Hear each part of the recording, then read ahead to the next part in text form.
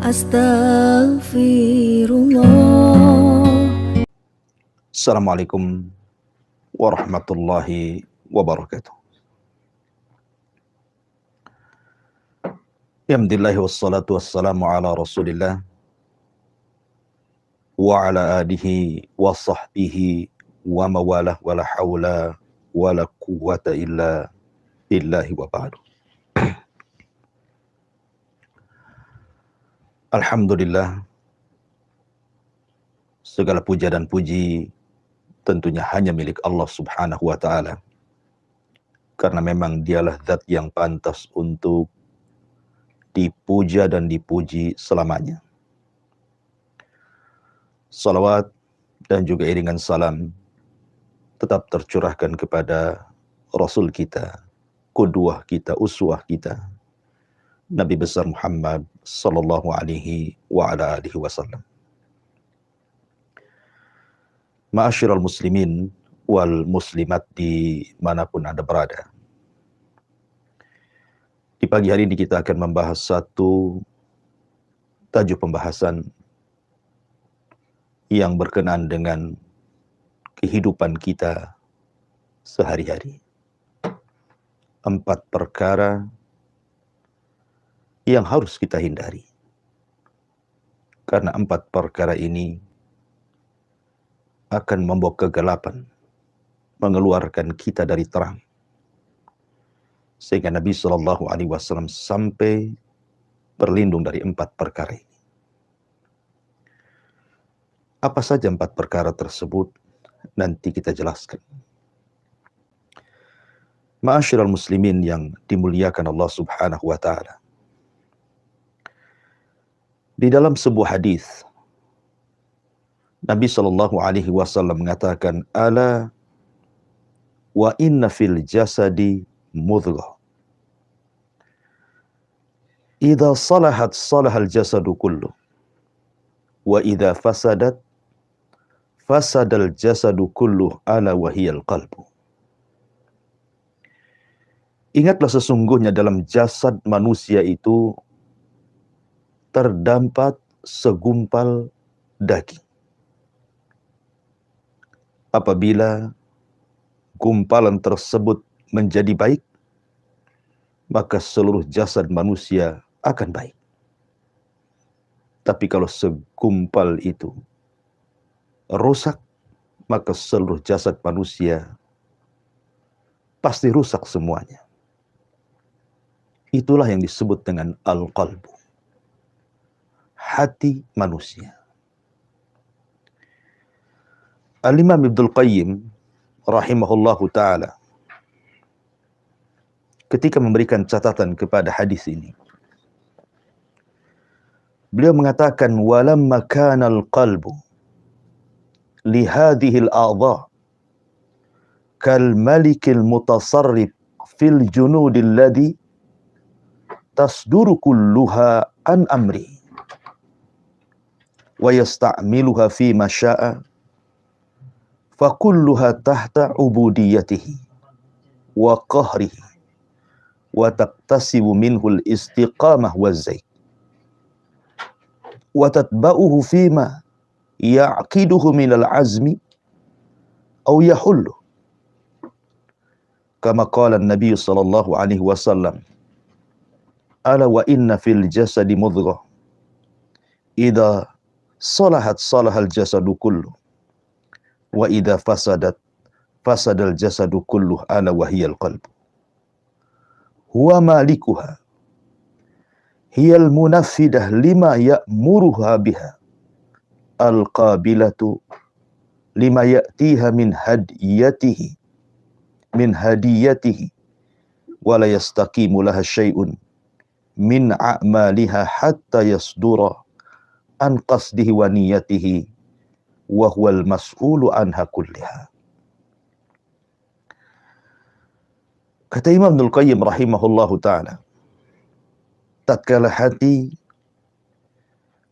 ketundukannya bagi badan seperti raja yang berkuasa mengatur pasukannya, semua pergerakannya berasal dari perintahnya dan sang raja menggerakkannya sesuai dengan kehendaknya. Maka semua anggota badan di bawah pengaturannya dan di bawah kekuasaannya. Dari hati inilah dihasilkan kelurusan dan boleh jadi penyimpangan. Karena badan mengikuti tekad kuat hati atau mengikuti sesuatu yang tidak dikehendaki oleh hati. Sehingga Nabi SAW bersabda, ingatlah sesungguhnya dalam jasad terdapat segumpal daging. Apabila segumpal daging itu baik, maka baik semuanya. Apabila rusak, maka rusak semuanya. Perhatikanlah bahwa segumpal daging itu adalah hati. Hati adalah raja dari seluruh anggota badan. Dan badan itu taat terhadap perintah hati. Siap menerima petunjuk hati. Tidaklah lurus sebuah amalan sehingga amalan tersebut berasal dari tujuan dan juga niat hati. Dan hati bertanggung jawab atas seluruh amal badannya. Ucapan yang indah dari Al-Imam Ibnul Qayyim rahimahullahu ta'ala. Bahwa yang menentukan ketenangan badan manusia, bahwa yang tidak menjadikan terombang-ambingnya kehidupan manusia, bahwa kehidupan manusia akan terarah, itu ditentukan dengan hatinya. Apabila hatinya terang, maka perjalanannya pun terarah. Apabila hatinya gelap, maka hidupnya pun terombang-ambing tanpa arah tujuan. Begitulah posisi hati dalam badan, kata Imam Ibnul Qayyim rahimahullahu ta'ala. Ma'asyiral muslimin yang dimuliakan Allah subhanahu wa ta'ala, jangan lagi cerita di dunia. Orang yang hatinya gelap,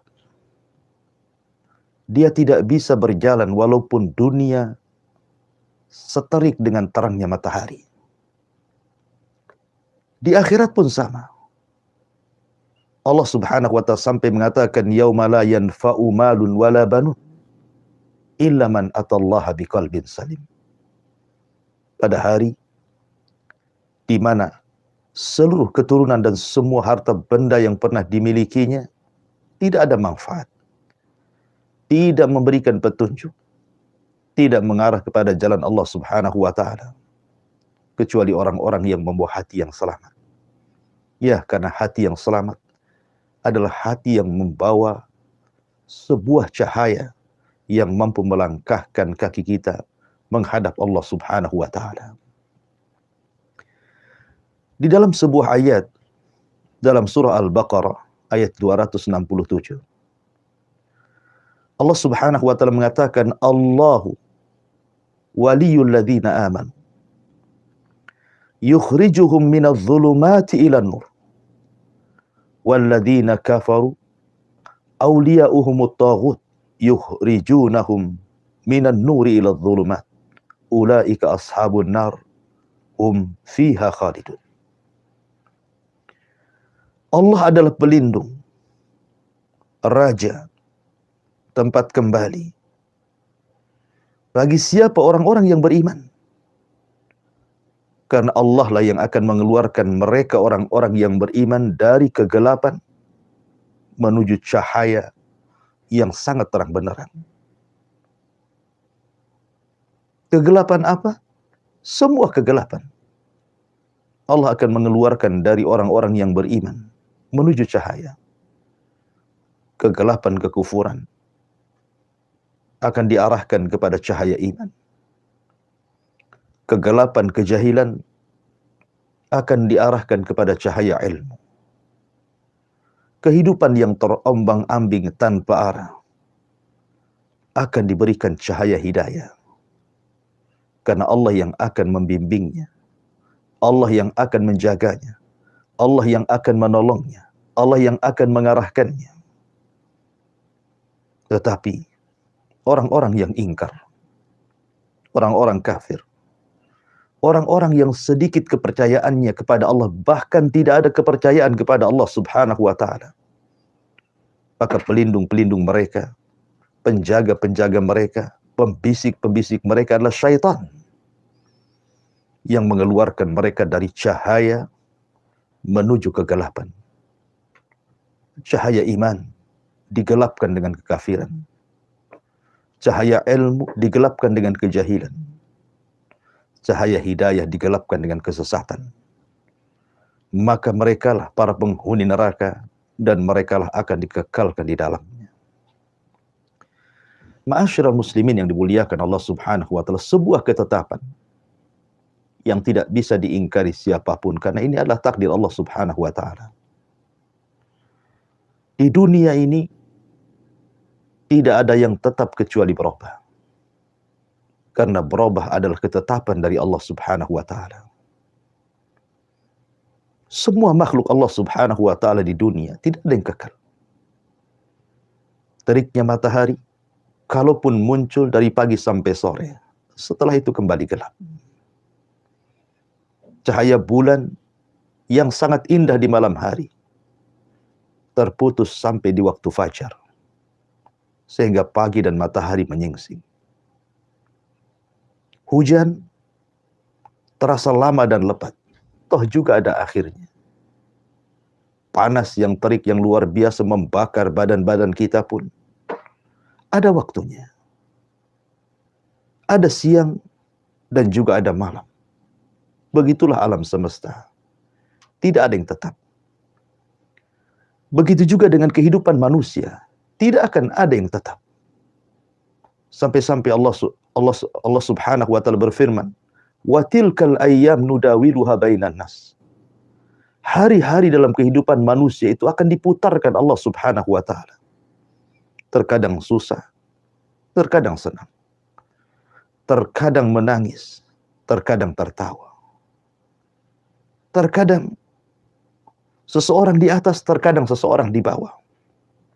Terkadang harus berkumpul, terkadang harus terpisah.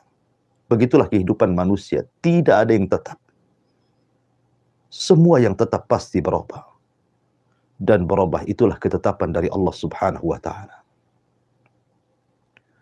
Orang yang hatinya tenang, sehebat apapun perubahan itu, sehebat apapun digoncang dalam kehidupan ini, maka dia pasti akan melangkahkan kakinya.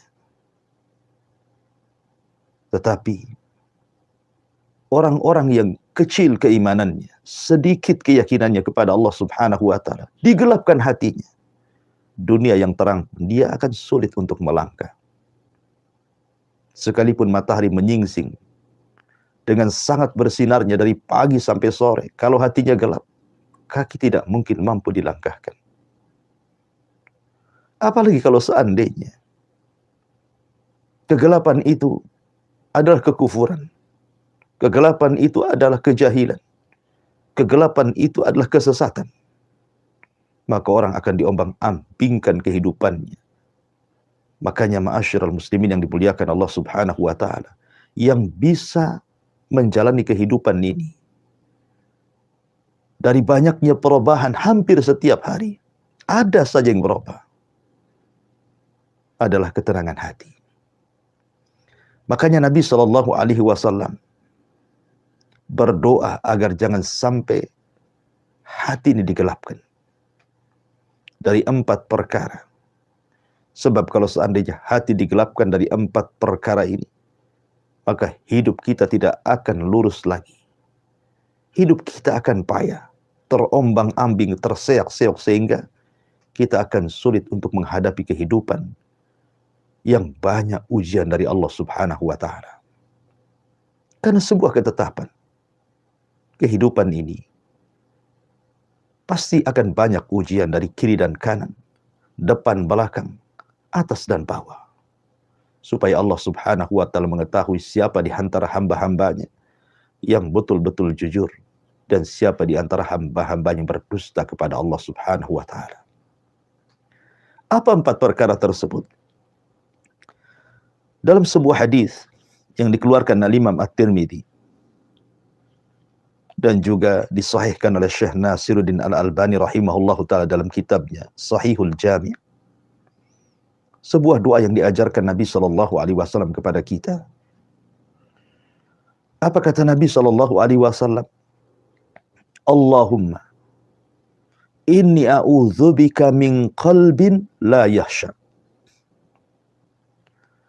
wa min ilmin la yanfa wa min nafsin la tasba wa min du'ain la yasma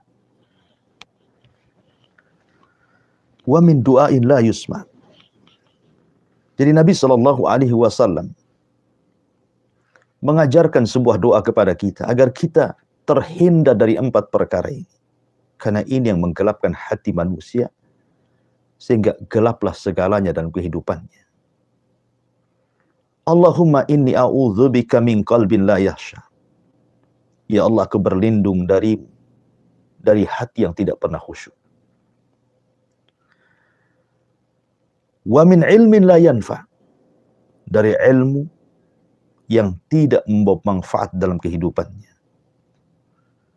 Wa min nafsin la tasba'. Dan dari jiwa yang tidak pernah kenyang. Wa min du'ain la yusma. Dan dari doa yang tidak pernah didengar dan diijabah Allah Subhanahu wa ta'ala. Ma'asyiral muslimin yang dimuliakan Allah Subhanahu wa ta'ala, baik kita rinci satu persatu. Di sini Nabi SAW berlindung dari 4 perkara. Dan harusnya pun sama. Kita sebagai umatnya pun harusnya lebih berlindung daripada Nabi SAW. Karena kita tidak ada jaminan seperti Allah menjamin Nabi SAW tentang kemaksuman. Yang pertama, Allahumma inni a'udzubika min qalbin la yahsha. Ya Allah, aku berlindung kepadamu dari hati yang tidak pernah khusyuk. Khusyuk itu artinya kita mengarahkan tujuan hanya menghadap Allah Subhanahu wa ta'ala. Tidak ada yang lainnya. Kita mengikatkan hati dengan Allah Subhanahu wa ta'ala. Menghubungkan pikiran kita dengan Allah Subhanahu wa ta'ala. Mengarahkan jalan menuju Allah Subhanahu wa ta'ala. Dan berusaha untuk memalingkan hal-hal yang bisa memalingkan kita dari tujuan menghadap Allah Subhanahu wa ta'ala. Itulah khusyuk. Contoh saja yang biasa kita dengar istilah khusyuk itu biasanya digunakan dalam sholat. Karena sholat itu adalah hubung kait antara seorang hamba dengan Allah Subhanahu wa ta'ala. Makanya orang yang khusyuk dalam sholatnya, hatinya akan terpaut dengan Allah. Pikirannya akan terhubung dengan Allah Subhanahu wa ta'ala. Dunia itu kecil bagi dia, karena hanya Allah yang sangat besar. Dunia itu sempit bagi dia, karena Allah lah yang maha luas segalanya. Ketika orang salat kemudian dia khusyuk, maka segalanya akan diberikan kepada Allah Subhanahu wa ta'ala.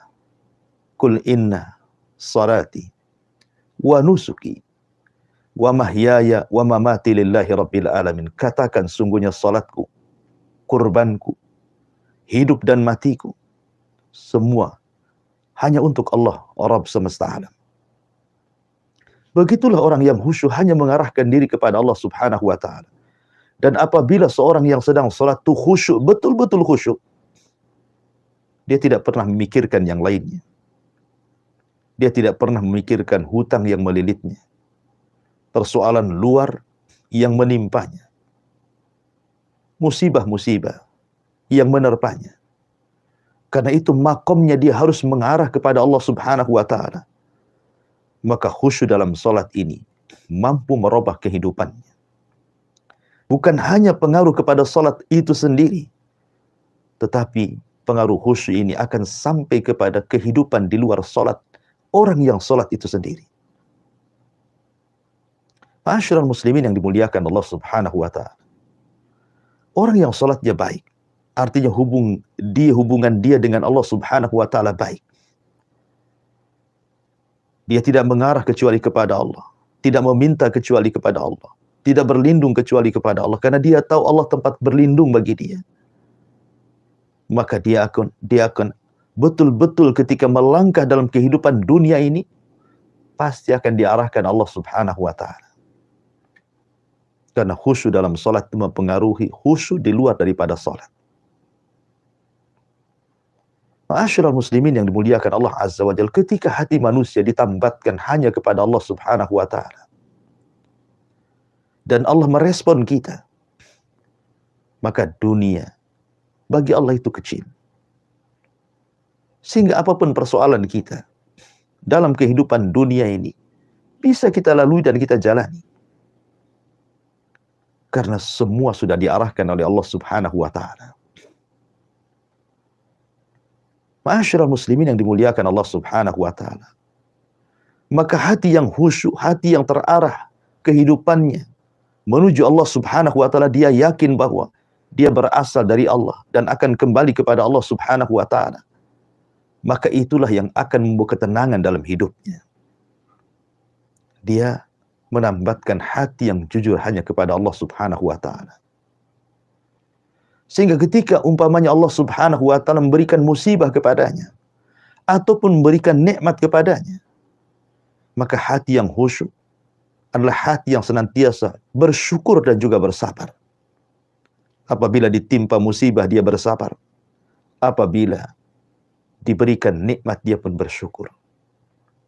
Itulah hati-hati yang khusyuk. Tapi sebaliknya, hati yang tidak khusyuk, maka hati yang tidak akan pernah tenang karena hati yang diliputi dengan kegelapan. Diberikan nikmat, dia tidak bersyukur. Diberikan ujian, dia pun tidak bersabar. Hidupnya terombang-ambing dan tidak terarah. Walaupun diberikan nikmat, dia gunakan untuk berpoya-poya dan berhura-hura. Sehingga tidak ada ketenangan dalam hidupnya. Apabila ditimpa kemalangan, musibah, maka makin gelap hatinya. Dia pun murka, menyalahkan takdir, menganggap ujian itu sebagai adab bagi dia, na'udzubillah. Oleh karena itulah maka Nabi SAW berlindung kepada Allah Subhanahu wa Ta'ala, jangan sampai hati ini tidak khusyuk. Karena ketidakkhusyuan hati itu akan menggelapkan pikiran, menggelapkan hati, sehingga hidup kita terombang-ambing tanpa arah tujuan yang jelas. Ini yang pertama. Yang kedua, wa min ilmin la yanfa. Dari ilmu yang tidak membawa kemanfaatan. Apalah gunanya orang cerdas kalau tidak membawa kemaslahatan? Apa gunanya orang-orang yang diberikan kecerdasan pikirannya kalau seandainya hanya untuk membahayakan manusia dan membahayakan dirinya sendiri? Jangan lagi urusan agama. Yang jelas-jelas pasti orang yang punya pengetahuan agama tapi tidak bermanfaat bisa menyesatkan dirinya dan bisa menyesatkan orang lain. Ilmu di dunia saja bisa merusak orang. Kita bisa melihat ketika ilmu teknologi dalam persenjataan dunia makin bertambah canggih dan bertambah berkembang, membuat kekhawatiran manusia. Lihat perang dunia yang sudah berlalu, bom atom yang kemudian menghancurkan berbagai macam jiwa-jiwa manusia yang tidak bersalah.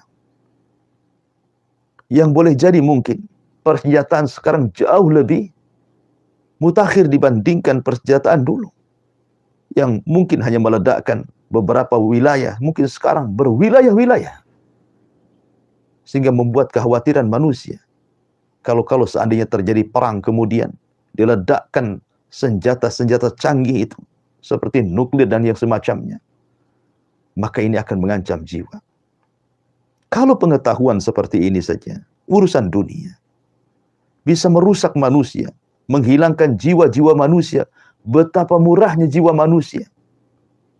Bagaimana lagi kalau seandainya ilmu yang tidak bermanfaat ini justru berkaitan dengan agama? Tentu bukan hanya satu jiwa yang dirusaknya. Boleh jadi ribuan jiwa tersesatkan dengan ilmu yang tidak manfaat itu. Bukan hanya sekedar tidak manfaat bagi dirinya, bahkan mencelakakan orang lain. Ma'asyiral muslimin yang dimuliakan Allah Subhanahu wa ta'ala, dan itu banyak kisah-kisah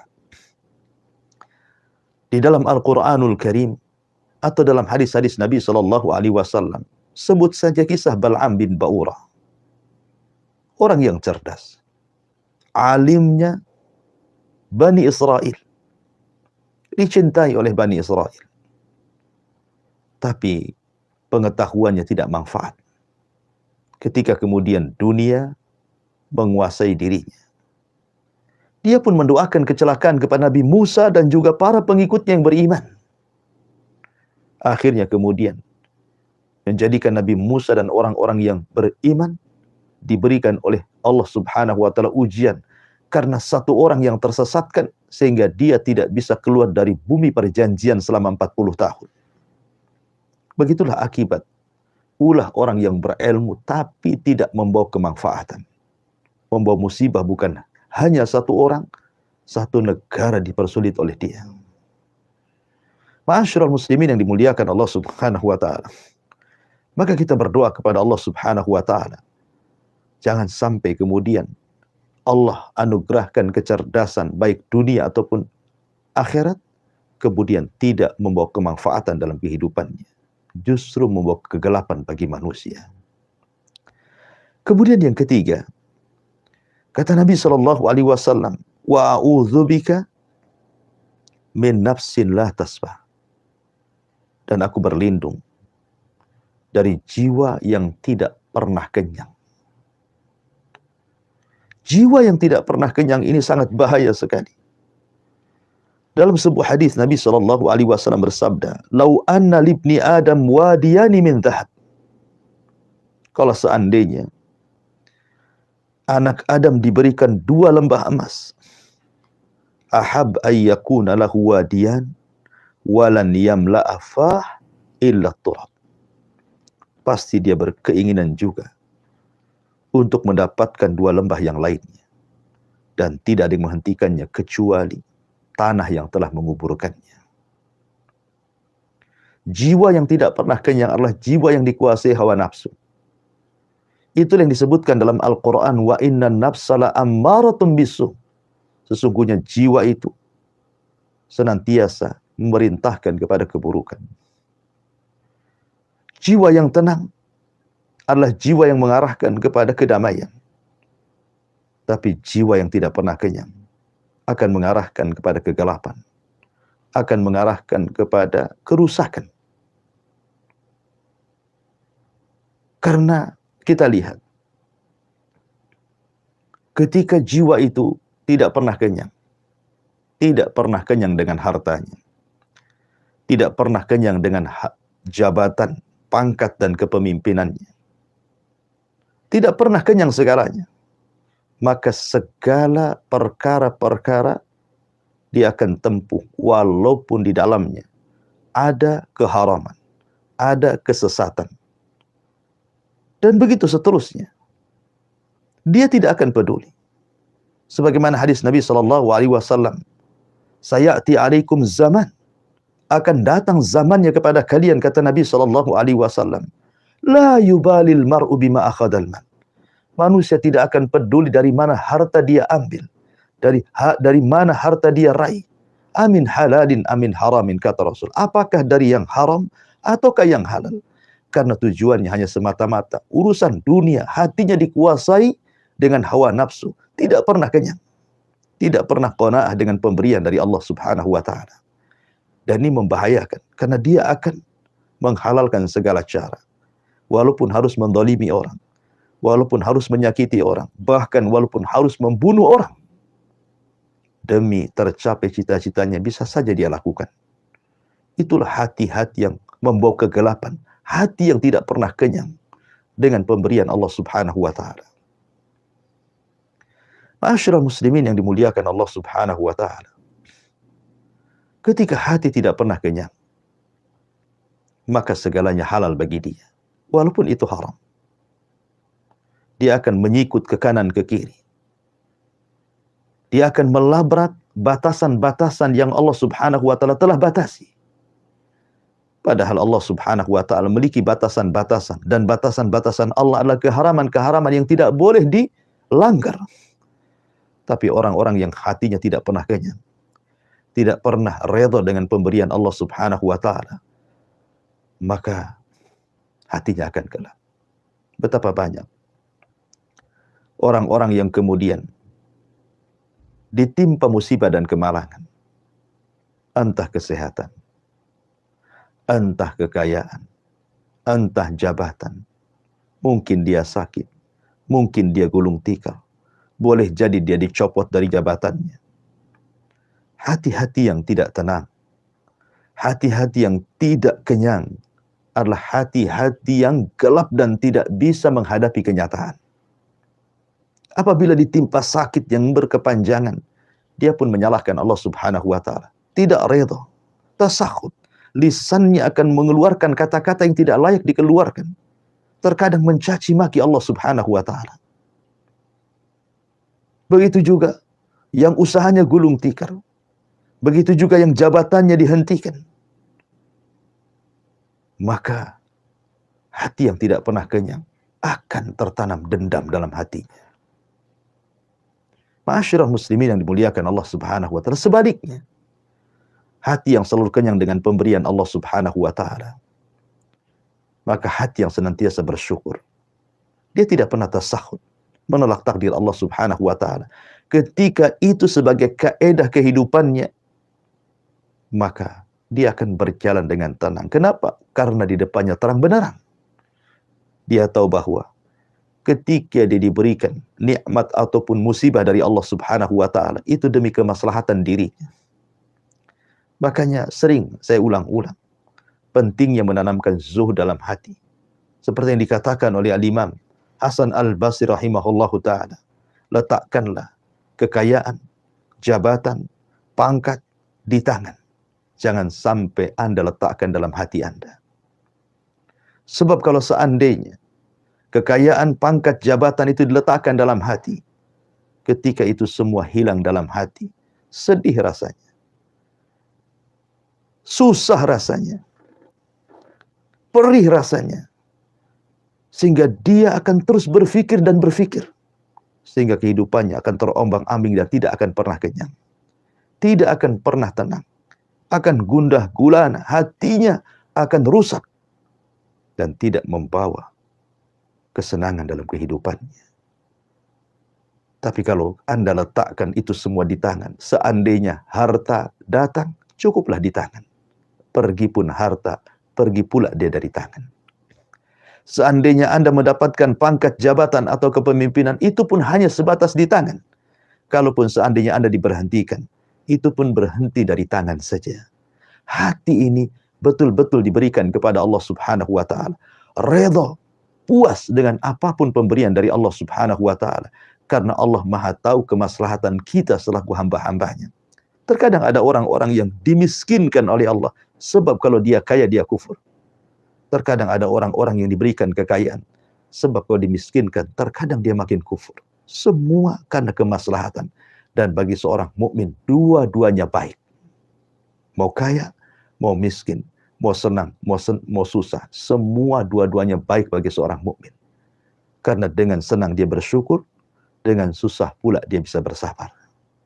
Itulah hati-hati yang senantiasa kenyang, tapi hati yang tidak kenyang, maka hidupnya akan terombang-ambing tanpa arah. Yang terang menjadi gelap bagi dia. Kemudian yang terakhir, dan ini yang bahaya, wa min du'ain la yusma.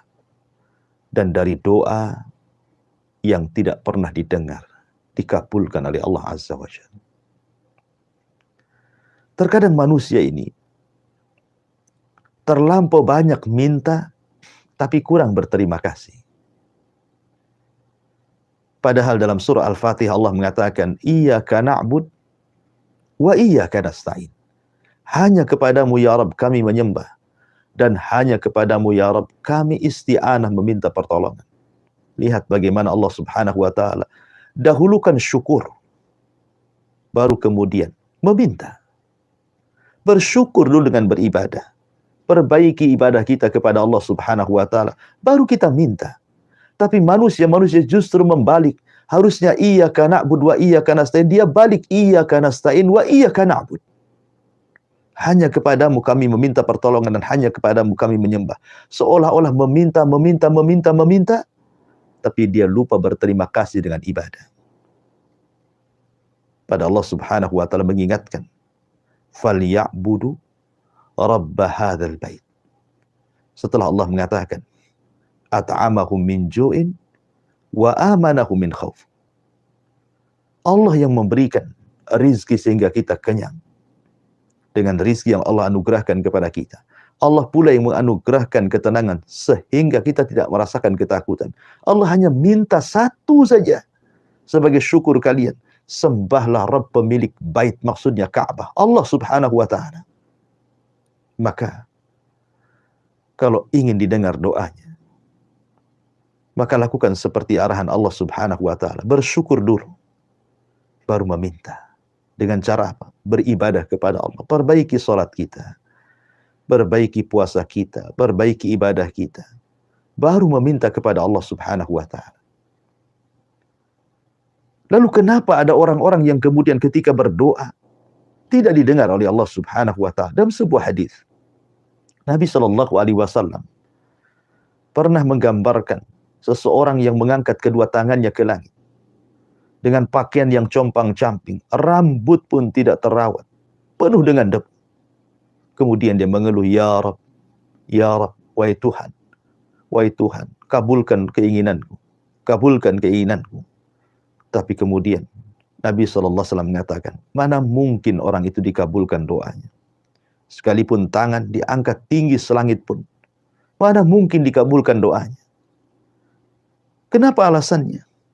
Wa mat'amuhu haramun, wa malbasuhu haramun, wa ghudiya bil haram, fa anna yustajabulah. Ketika makanan yang ia makan adalah makanan yang haram, ketika pakaian yang ia pakai beli dari hasil yang haram, bahkan badan dia dari kecil sampai besar dibesarkan dari benda-benda haram, bagaimana akan dikabulkan doanya? Ma'asyiral muslimin yang dimuliakan Allah Azza wa Jalla.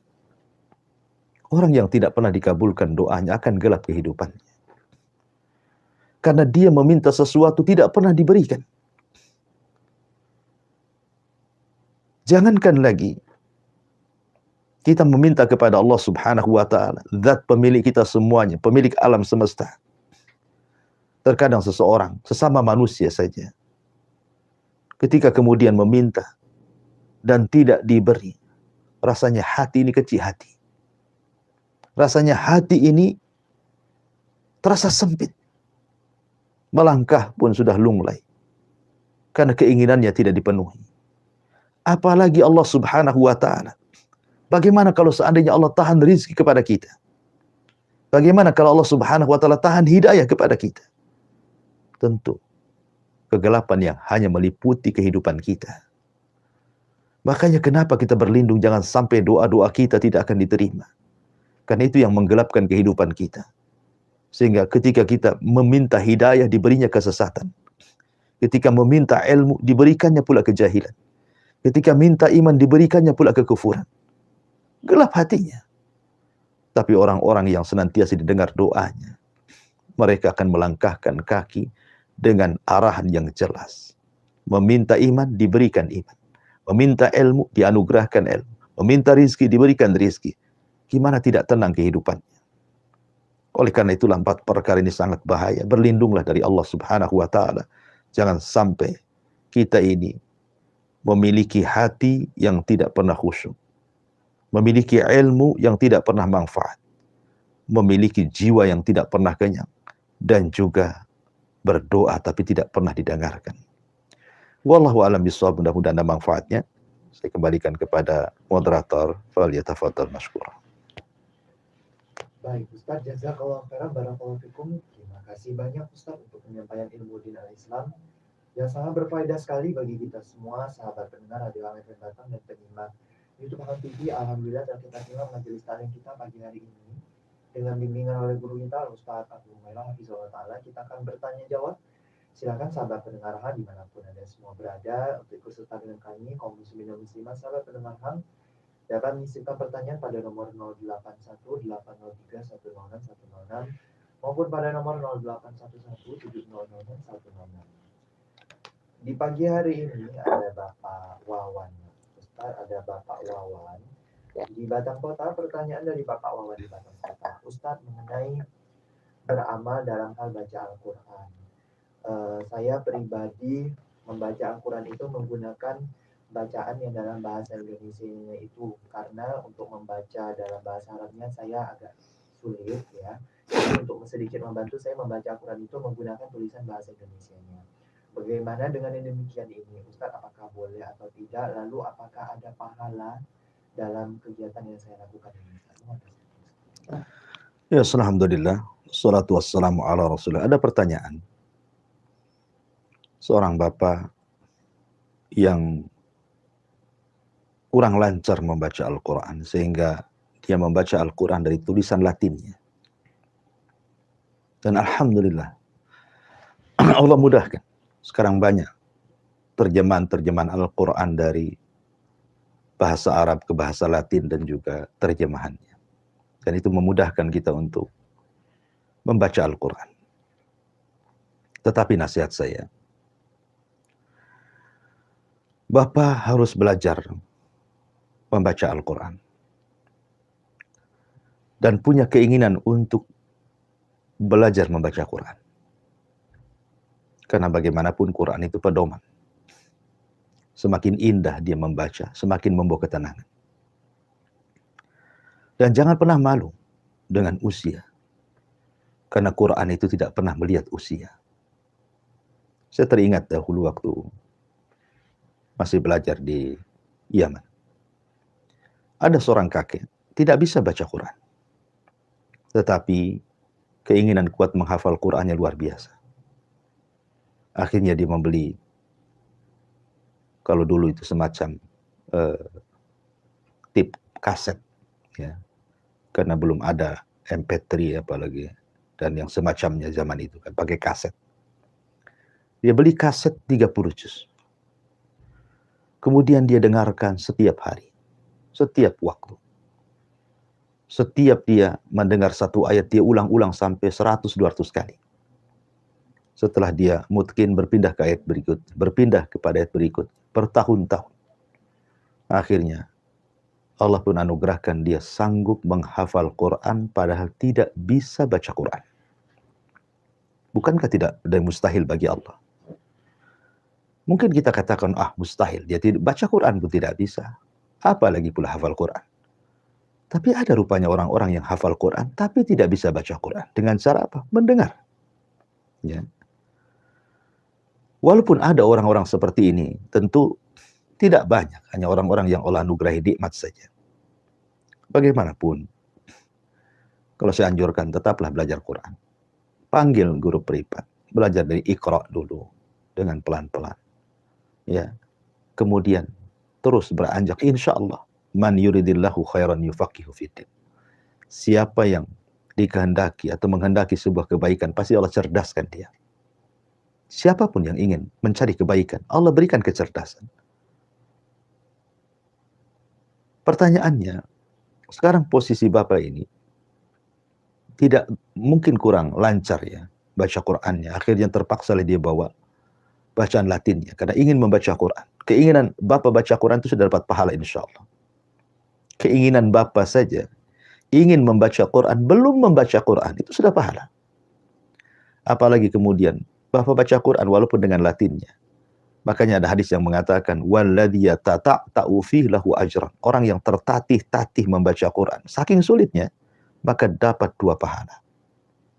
Pahala kesungguhannya dan pahala bacaannya. Teruslah, jangan kendor. Walaupun dari Latinnya, terus baca Quran. Tetapi sekali lagi, haruslah ada perbaikan setiap harinya. Karena bahasa Latin akan berbeda dengan bahasa Arab aslinya. Kalau Anda tahu huruf-huruf dalam bahasa Arab itu ada makharijul huruf. Ada tempat-tempat keluar huruf.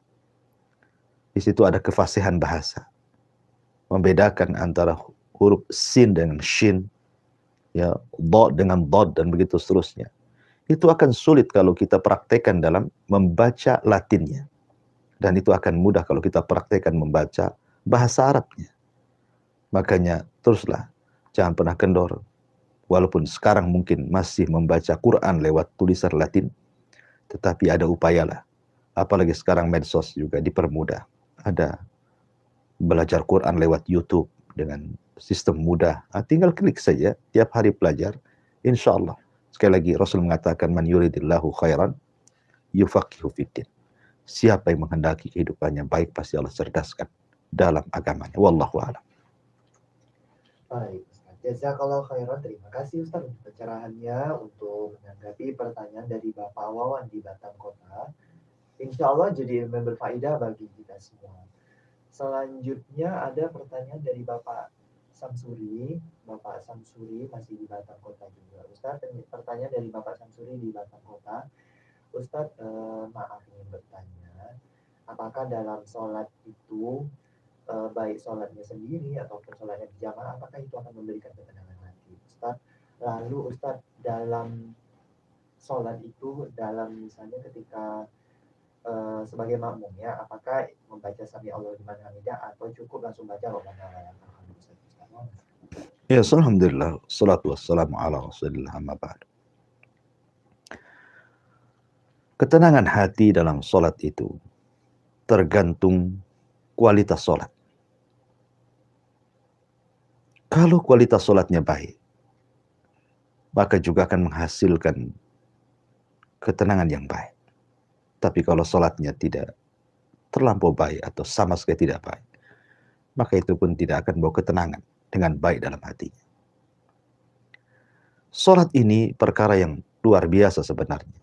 Sampai-sampai Aisyah radhiyallahu anha mengatakan, kana Nabi sallallahu alaihi wasallam idza hajabahu amrun fasiya ila shalah. Nabi itu kalau ada urusan besar, ada hal-hal yang membuat Nabi sallallahu alaihi wasallam sulit untuk keluar dari sebuah permasalahan, maka Nabi biasanya segera sholat. Karena tahu bahwa dalam sholat itu bisa meringankan permasalahan yang dihadapinya. Maka sekarang saya terkadang heran, ketika mungkin di sebuah perusahaan ada masalah, kemudian mengadakan rapat untuk mencari jalan keluar dan menguraikannya. Datang waktu sholat, kadang-kadang mereka tidak sholat. Atau mungkin sholatnya diulur-ulur, karena mereka sedang rapat, sedang menyelesaikan perkara besar dalam perusahaan. Orang-orang yang sedang rapat ini sebenarnya tidak paham. Kalau seandainya mereka terhenti ketika waktu sholat, kemudian mereka sholat, selesai sholat kemudian mereka rapat kembali, hakikatnya dengan sholat itu sudah mengurai permasalahan yang sedang dirapatkannya sebenarnya. Karena ketika rapat kedua setelah Anda sholat, berarti Anda sedang mengundang Allah dalam rapat. Dan tidak ada permasalahan besar. Kalau Allah terlibat, pasti Allah akan urai dan menjadi kecil. Dan tidak ada perkara kecil. Kalau Allah tidak terlibat, pasti akan sulit untuk terurai. Bahkan bisa jadi menjadi besar. Oleh karena itulah maka sholat akan membawa ketenangan, menyelesaikan masalah. Karena dalam sholat itu ada kata-kata iyyaka na'budu wa iyyaka nasta'in. Isti'anah, meminta pertolongan kepada Allah Subhanahu wa ta'ala. Oleh karena itulah maka kualitas ketenangan juga ditentukan dengan kualitas sholat. Ketika Anda sholat sendiri dan berjamaah, tentu akan berbeda kualitasnya. Karena bagaimanapun secara pahala juga akan berbeda. Dan secara hasil pun akan berbeda. Karena manfaatnya juga akan lebih banyak yang berjamaah dibandingkan yang sholat sendiri. Bukan berarti kemudian sholat sendiri tidak sah, tidak.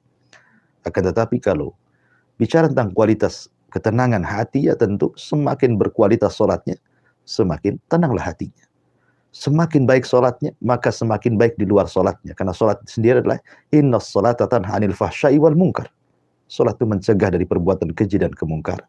Maka semakin baik kualitas sholatnya, maka semakin baik akhlak di luar sholatnya. Insya Allah seperti itu. Ya. Jadi intinya bahwa perbaiki kualitas sholat dari mulai rukun-rukunnya, syarat-syaratnya, sunnah-sunnahnya, wajib-wajibnya.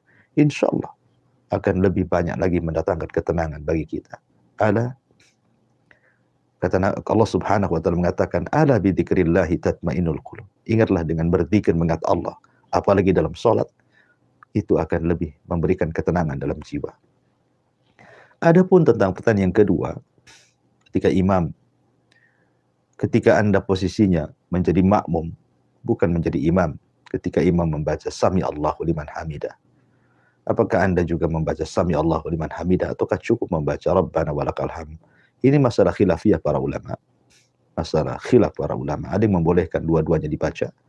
Ada yang cukup membaca Rabbana walakal hamd. Terserah Anda mau memilih pendapat yang mana yang sesuai dengan ketenangan hati Anda, mana yang lebih kuat daripada dalil, maka ambillah pendapat itu. Karena bagaimanapun beribadah itu harus dengan keyakinan. Karena Allah itu kita sembah. Keberadaan Allah itu yakin dan kita sembah dengan keyakinan. Dan itu hanya bisa didatangkan dengan ilmu. Wallahu a'lam. Baik Ustaz, jazakallah khairan Ustaz untuk nasihatnya, untuk menjawab pertanyaan Bapak Samsuri di Batam Kota tadi. Insya Allah jadi ilmu yang berfaedah bagi kita semua. Ada pertanyaan hadir lagi Ustaz dari Bapak Ibu hamba Allah masih di Batam Kota juga. Pertanyaan dari beliau ini, Ustaz, andai kan kita mendapat nikmat dari Allah di setiap waktunya, apakah di setiap mendapat nikmat dari Allah itu boleh kita melakukan sujud syukur Ustaz? Lalu andaikan boleh, apakah harus menghadap kiblat, suci, dan ada syarat-syarat atau bacaan khususnya Ustaz? Bagaimana dengan demikian ini Ustaz? Ya, alhamdulillah. Salatu wassalamu ala rasulillah mabad. Sujud itu ada beberapa sujud yang dianjurkan dalam Islam. Ada namanya sujud dalam sholat. Sujud dalam sholat juga namanya sujud sahwi. Ada sujud tilawah. Dan juga ada sujud syukur. Tentu akan berbeda. Sujud tilawah disebabkan karena dia membaca atau mendengar ayat sajidah dibacakan. Ada sekitar 14 atau 15 ayat dalam Al-Quran tentang sujud tilawah. Sujud sahwi apabila Anda lupa. Maka dalam sholat, baik sholat wajib atau sunnah, maka disyariatkan sujud sahwi. Dan ada sujud yang ma'ruf dalam sholat. Adapun sujud yang ditanyakanlah mendapatkan nikmat atau disebut dengan sujud syukur, itu disebabkan karena mendapatkan nikmat. Dan sujud syukur itu tidak ada syarat-syarat seperti sujud-sujud yang lainnya, harus suci, kemudian harus tertutup auratnya. Seandainya Anda sendirian di rumah seorang wanita, Anda sedang pakai pakaian yang biasa saja, tidak anggaplah membuka aurat. Tapi kan tidak ada yang melihat kecuali di rumah. Tiba-tiba kemudian ada telepon dari suami bahwa dia mendapatkan nikmat dari Allah Azza wa Jalla, mungkin berupa harta atau yang lainnya. Anda merasa gembira, langsung sujud. Ya, langsung sujud. Maka tidak ada masalah.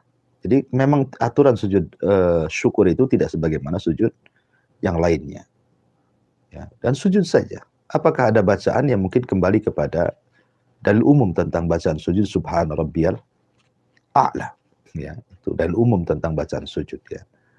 Jadi dan yang penting adalah niatnya, bahwa niat Anda sujud itu karena bersyukur kepada Allah Subhanahu wa taala. Ya sebaiknya Anda menghadap kiblat ya kan. Karena sujud adalah diberikan kepada Allah.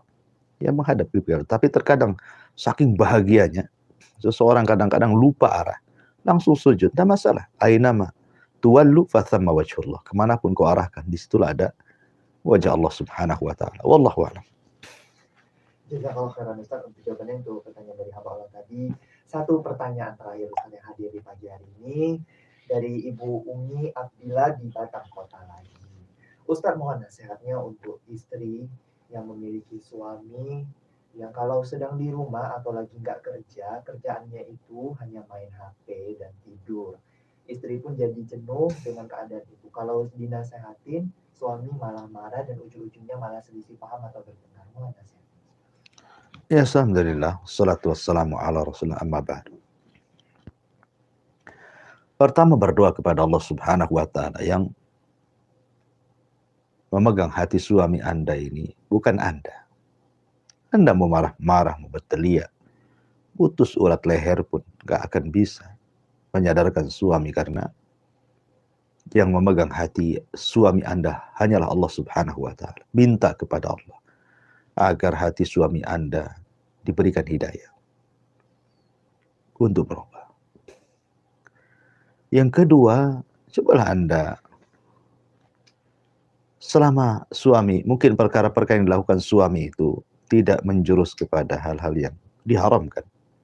Ya, suami lagi main HP, ambil HP juga. Duduk depan suami. Sama-sama main HP dengan suami di situ. Suami tidur, Anda tidur juga di samping suami. Buat apa yang dilakukan suami, kalau itu yang membuat dia suka. Ya. Jangan terlalu dipikirkan kalau itu tidak memadaratkan keluarga, dan itu bukan perkara haram. Ya, suami lagi main handphone, entah nengok kajian-kajian di YouTube atau apa gitu kan. Anda duduk di sebelah suami, main juga HP di situ. Dia tidur juga di samping dia. Kan dibuat senang saja rumah tangga itu. Ya, terkadang perkara kecil menjadi besar, bahkan menjadi percekcokan yang berakhir dengan perceraian. Ini waswas daripada syaitan. Ya tentu niat Anda ini kan baik, maunya merubah suami. Mungkin di waktu dia sedang libur kerja, maunya kan bersama-sama keluarga, senang-senang dengan keluarga dan begitu seterusnya. Tapi kenyataannya sudah hari kerja dia sibuk dengan kerja, tiba-tiba pulang ke rumah pula dia sibuk dengan HP dan tidurnya. Gitu ya. Ya tadilah berdoa kepada Allah. Kalaupun harus dinasihati, maka nasihati dengan cara baik. Tidak perlu ditegangkan seperti itu sampai Anda katakan tadi harus cekcokan. Itu kan bukan perkara-perkara yang menjadikan keretakan dalam sebuah keluarga sebenarnya. Ya sekarang kembalilah ke manajemen Anda berkeluarga. Ikuti saja kesenangan suami, selama itu bukan hal-hal yang diharamkan.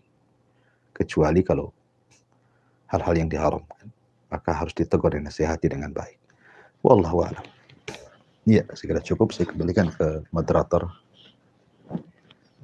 Insyaallah jazakallahu khairan Ustaz untuk pencerahannya, untuk pertanyaan terakhir tadi ya, Ibu Umi Abdullah di Batam Kota. Insyaallah jadi